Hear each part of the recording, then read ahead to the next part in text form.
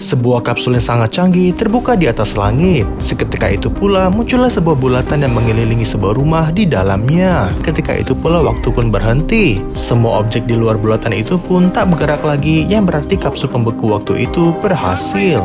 Dari ujung samudra terlihatlah banyak sekali kapal canggih yang tak lain adalah pasukan peri. Kapal itu pun masuk ke dalam bulatan dan semua peri pun langsung membentuk formasi.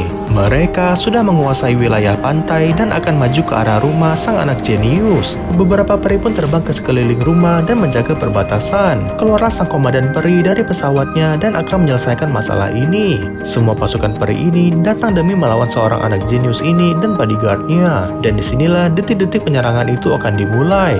Sang komandan menyuruh anak buahnya untuk mengirim gelombang pertama.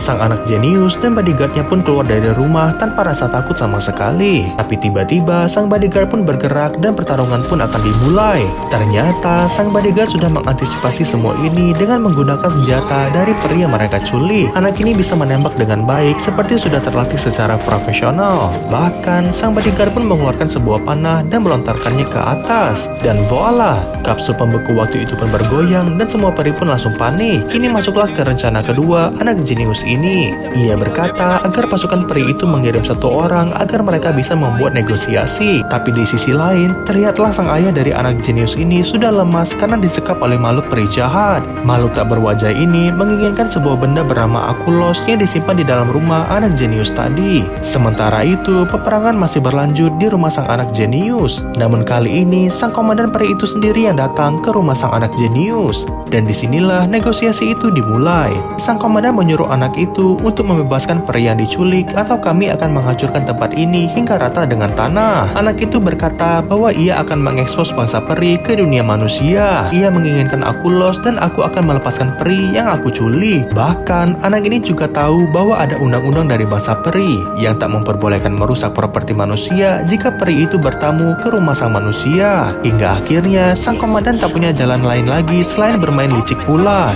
Dan inilah tempat penjara bangsa peri yang menyimpan makhluk yang sangat berbahaya. Mereka akan mengirim seekor kurcaci penggali dan membawa keluar peri yang diculik dari rumah sang anak jenius. Pertanyaannya, apakah rencana itu akan berhasil?